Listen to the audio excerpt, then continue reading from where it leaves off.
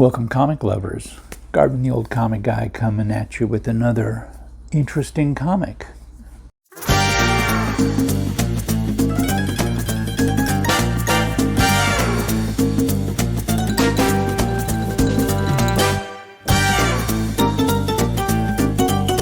So, we've been talking about All-Star Comics and their revival in 1976, and the next issue up is number 60. We do have Ernie Chan cover. There.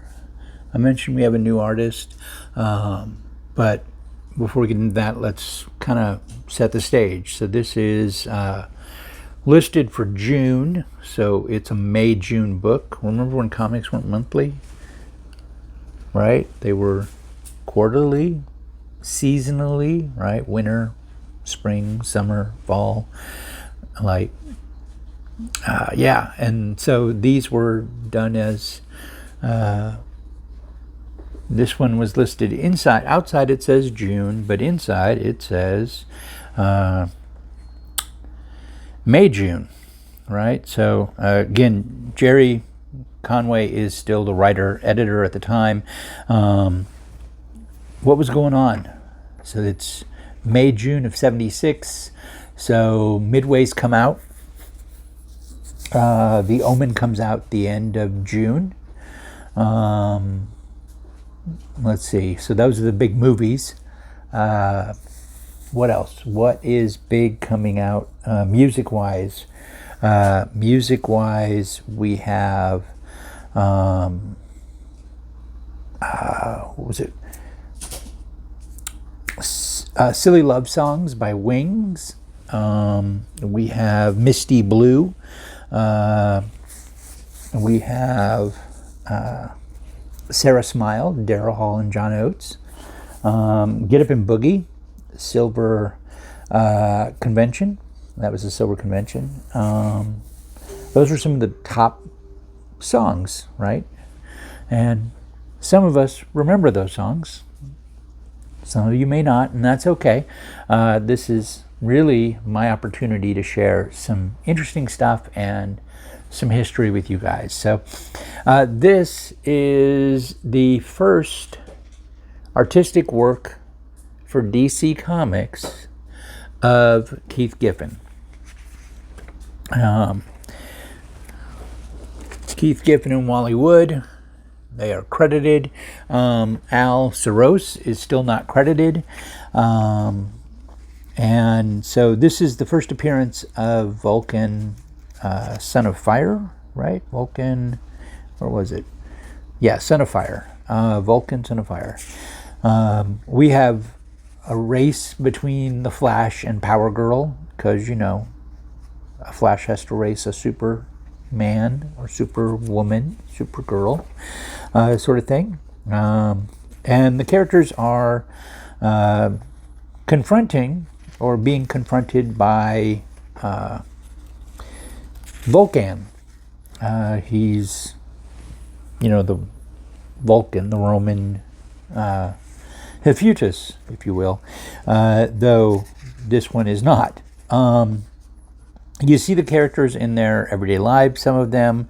You get to see Alan Scott in Gotham, right? Because Green Lantern and Gotham go together.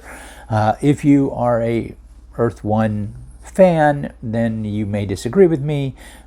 That's okay. It's cool. I don't mind Hal being Coast City. But the reality is that the original Green Lantern was from Gotham City. And he was a radio broadcaster at this point. So communications. Kent Nelson is still Kent Nelson. We do have some new ads, right? So there's lots of cool ads. There's the Young American Bicentennial, nice 1976 Bicentennial t-shirt for peace, right? Because, you know, peace forever. Yeah. There's no sarcasm there. I'm for peace, though I understand what it takes to get there. We have, and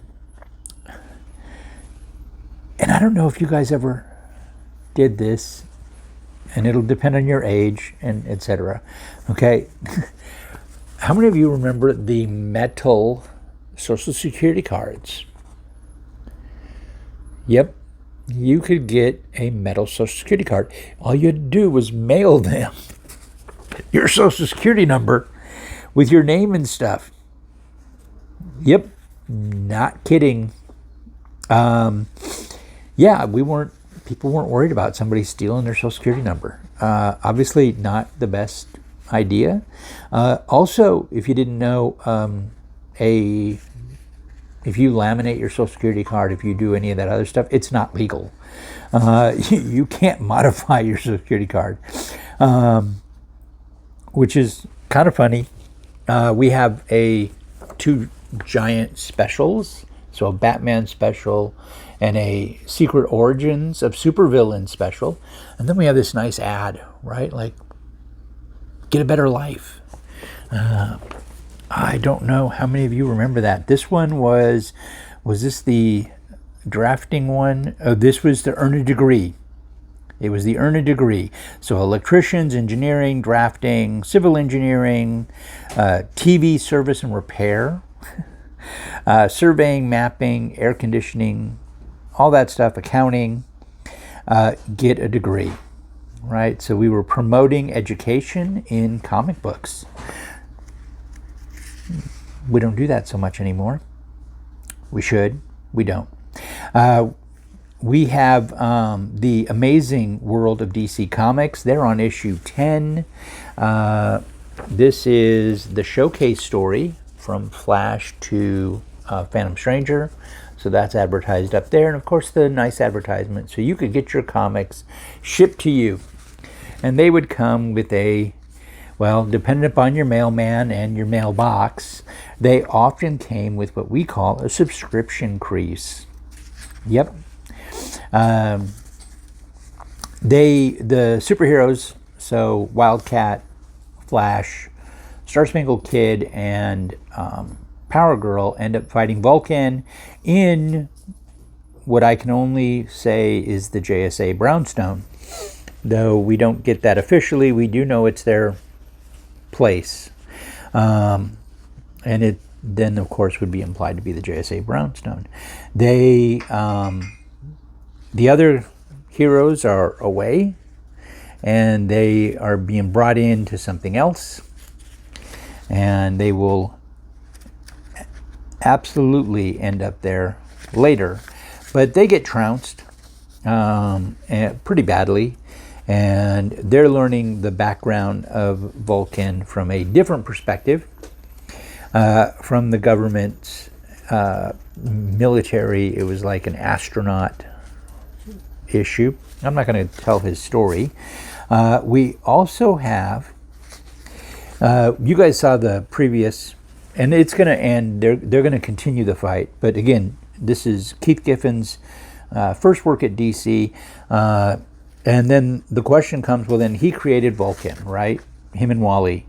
That's not quite true. So there's an interesting thing, and I don't have it in front of me, but in Alter Ego number 14, Keith Giffen's being interviewed. So this is the first Alter Ego series.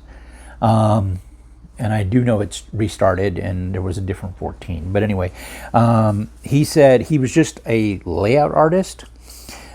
He goes, I can make claim to some design work, the pacing of the story, and the layout of the panels, but I was just the storyboard guy. Woody would come along with his people, the Al Soros that we've already mentioned, and he would work his magic over the top of it to create the story. So yes, he's one of the co-creators of Vulcan, Son of Fire. No, he's not really the only creator involved in that. There's also interesting thing, I'll get to that. So in here is also a Justice for All. Remember we saw in previous Justice for All that Neil Adams did. This is another one We still have Superman. This is not Neil Adams. You can tell by the artwork. This is Kurt Swan, and I believe it's Coletta. I believe this is, yep, this is Vince Coletta. And so the Kurt Swan did the main stuff, and then Vince Coletta came along and did the inks. I don't know who did the colors. This is Oda, right? So you can tell by the. Did you guys know that you can tell who the letterer is by the font? These fonts were done by hand. This is not a font like you think of from a computer. These are fonts created by hand by Ben Oda. And this is Ben Oda's. So that's pretty cool. Though it'll seem like it went completely with the story because Ben Oda also did the other fonts in this story.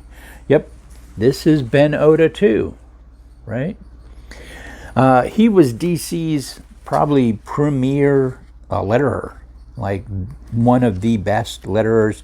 And if they had something that they needed done quickly and correctly, they called in Ben. Letters. So let's talk about the letters page. So we have a nice letters page. Pretty cool stuff. Who do we have letters from? We have letters from Kevin Callahan out of Brea, California. Advia from Roanoke, Virginia.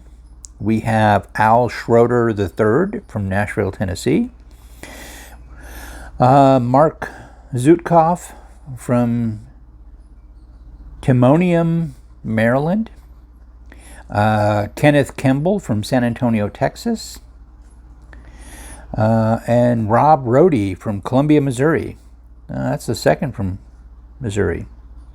And it says in here, this issue, Keith Giffen debuts as the new Super Squad penciler as Rick Estrada moves on to new heights in Blackhawk. So Rick's going over to do Blackhawk.